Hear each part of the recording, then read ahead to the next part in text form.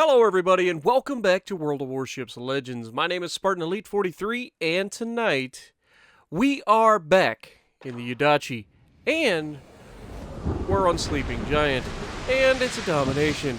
And all of this seems very, very familiar, doesn't it? Wargaming. Hello, how you doing? I know you watch. Please change up map rotation a little bit. Just a little bit. Okay. So, I think it's fair to say that over the course of the last year and some change, we have grown a lot as a commander. And by we, I mean you and I. I'm sure you guys have gotten better. I know I have gotten better. Why does that sound so weird? I have got better? I'm better than I was. We'll go with that. Anyway, I have, over the past year, really emphasized trying to learn all of the other aspects of the game other than just being a battleship commander. And one of the things that I tell everybody all the time is learn to play everything, because it'll make you better in anything. It sounds like a fun marketing plan, right? But it's the truth. I mean, if you know your enemy and what their ship can do, then you're much better equipped to deal with that enemy. There is some ancient knowledge out there somewheres, I'm sure.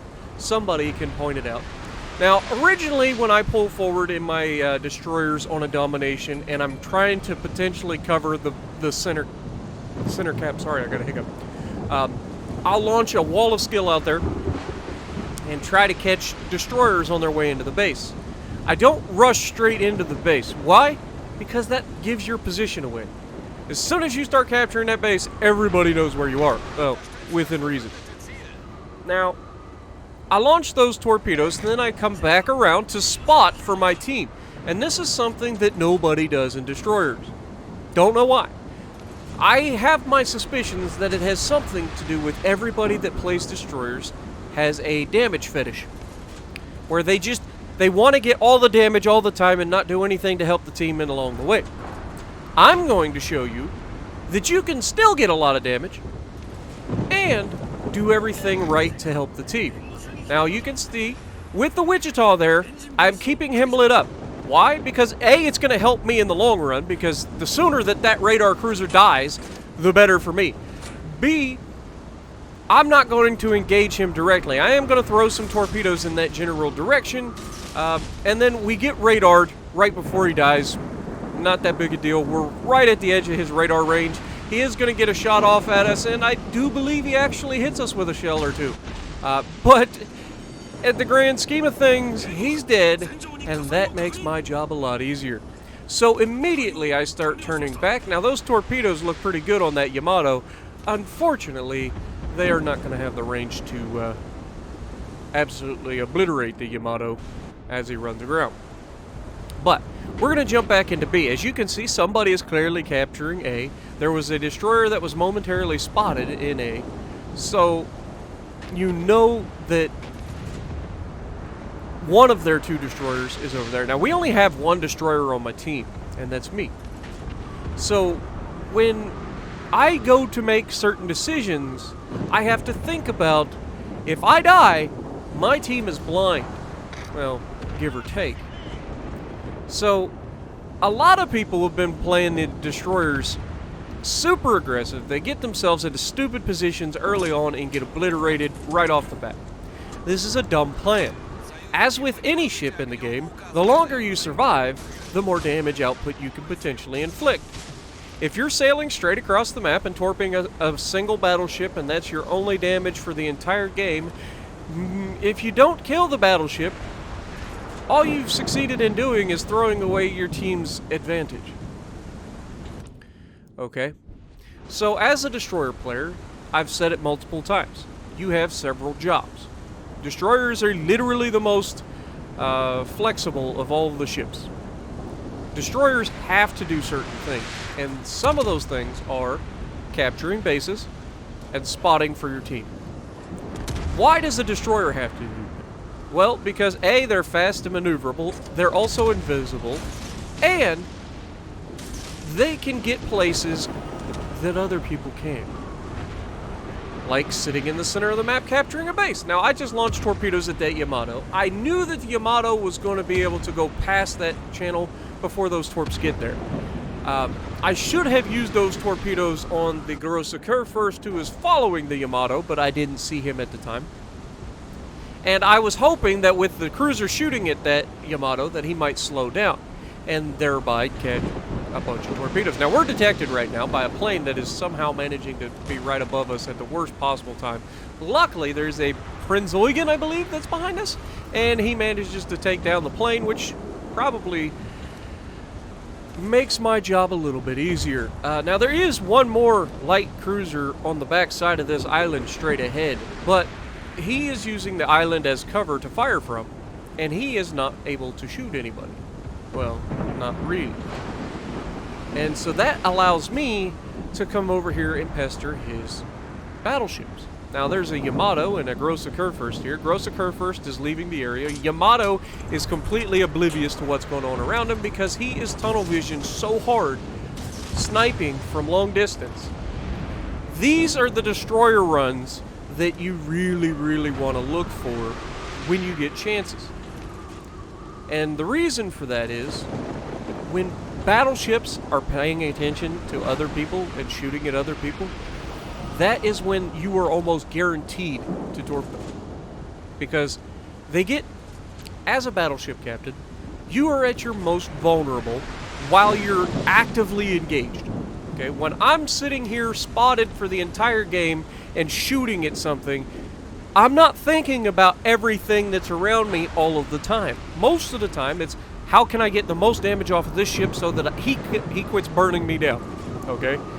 So a destroyer that is only spotted for a half a second or so in the entire match can easily slip back and launch torps and disengage. Now, the other thing that I noticed, and maybe this Yamato isn't, like, paying attention to what's going on to his buddy in the back who just got torped and has now decided to move. Maybe I'm giving him too much credit, but a lot of people forget something about destroyers. It's a very simple concept. And the thing that they forget about destroyers is, by the time that you see the torpedoes, it's already most of the way to being reloaded with more torpedoes. Now, for anybody who's played the game for a while, and that Yamato is royally screwed, there's no way he gets out of that, and he only manages to die from one torpedo, but there were several that were going to hit him. But as you can see, staying in the center, controlling the map, we have two caps, they have two caps. Now I want to try to change that. I don't have anybody in my immediate vicinity that I can attack, so I am going to go over and give our team the edge. Now, Grossiker first, being a gentleman in his own right, has decided to come out and offer himself to me. And I'm never one to deny somebody who's willing to give themselves up. I've been spotted a couple times, and I've done quite a bit of damage up to this point. 60,000 damage. Doesn't feel like we've done much. But remember, we spotted a Wichita to death, we captured the center base, and we have absolutely destroyed the enemy's ability to stay where they are, just by doing our job. Now, obviously, just as we get those torpedoes off, he had actually gotten out of our engagement range, which is only 8 kilometers with the Adachi Screamer torps in our current build. But we disengage, we come over here, and we are going to capture A. Now, we know there's a Adachi running around it. God knows what he's been doing this entire game. I know he captured this base, and he's probably sailing around trying to torp our battleship. But this further demonstrates just how stupid that can be. Chasing damage in a destroyer is a very easy way to lose a game. Okay? Damage will come. Don't get... I mean, you're in a destroyer. You're completely invisible. People forget about you. Damage will come. You just got to be patient. And do your job. Spot for the team, take bases, and do everything that you're supposed to do. Keep yourself relevant by keeping yourself in position to attack people when they make mistakes, because they will make mistakes. Now, as we've pushed into A, this is going to solidify the win. There is absolutely no way we lose the match if we have 3 captures, and they're actually working on the 4th capture right now. So, the best way that we can help our team right now is to capture the base. Once we capture this base, then we can go damage hunting. Because then it's not just a selfish play, it's a let's end this fast. Okay? So we know that the Grossiker First is still out there. He is currently detected by one of our battleships that is in B, who has moved forward enough to actually spot him. Now, I say that, he immediately disappears. But we know where he's heading. He's heading to the edge of the map. He doesn't want to be in there fighting our team.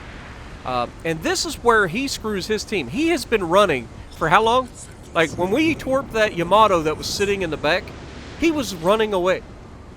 Now, he's probably shot people a couple of times on his way, but for the most part, the guy has literally been running for the entire match and made absolutely no difference for his team. And this is something that I got to try to get battleship captains to understand. Keeping yourself in a position where you're actually relevant to the game. Because doing this is pointless. He ran all, there was nobody over here to attack, so he's literally just running from our team while our team captures all the bases and it hopes to live long enough to matter, essentially. At this point, he's playing the we're not going to win, might as well try to get as much as I can. But what he forgets about is that there's a destroyer that just captured A. He's not paying attention. He has done absolutely nothing to change course, and I don't know about you guys, but that is 7 torpedoes out of 8 that are going to land on this giant ship. And down he goes. Now, obviously, it says we only hit 5, but that's only because we only needed 5 to kill him. But we would have hit 7 out of 8 torpedoes on that because he made absolutely no adjustments to his course while we kept him spotted after we had clearly sailed out of the cap and spotted him. But I digress. We end up with the most gratuitous, devastating strike on a battleship that I have ever personally pulled off in a torpedo boat. That was 80,000 damage, give or take. We went from 59,000 damage to 139,000 damage, so I believe that's 80,000 damage. That was a ridiculous torpedo strike. And it just goes to show you, do your job first, and then chase damage. Not everybody is on a YouTube channel trying to put out videos 200,000 damage.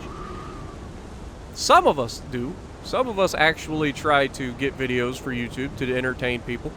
But for the normal person, you're playing to win the match. So play to win. That's all I ask.